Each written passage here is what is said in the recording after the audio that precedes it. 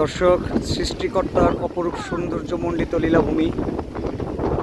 আমি এখন হিমছড়ির সেই পাহাড়ের চূড়ায় আছি, যেখানে প্রায় 270টা ধাপ পার হয়ে উপরে উঠতে হয়। অনেক উঁচু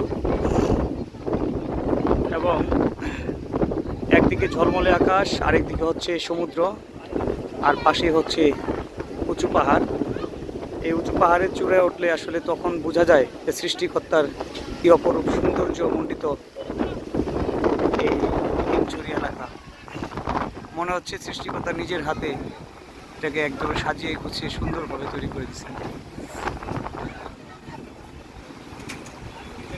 আসলে মোবাইলে কীরকম দেখা যায় আমি জানি না, তবে বাস্তবে যদি কেউ এসে থাকেন বা এসে যদি দেখেন তাহলে বুঝতে পারবেন যে এই হিমছড়ি কতটা সুন্দর।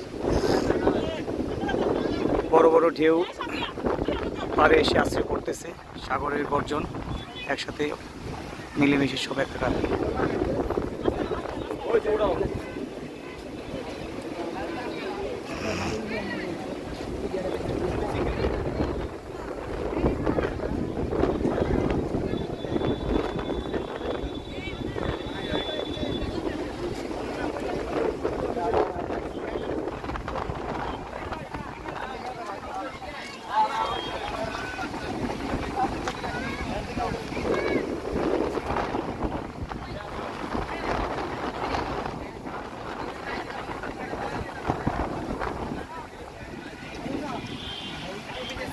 শত শত মানুষের ভিড়।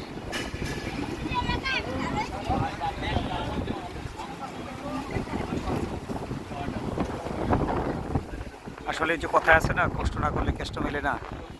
তো এখানে আসলে কষ্ট করে একটু পরিশ্রম করে যদি উপরে ওঠা যায় তাহলে সেই পরিশ্রমটা সার্থক হয়।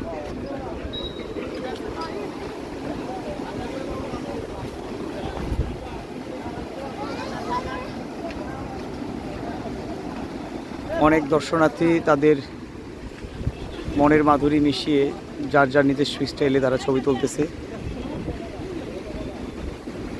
খুবই সুন্দর, এক কথায় অসাধারণ।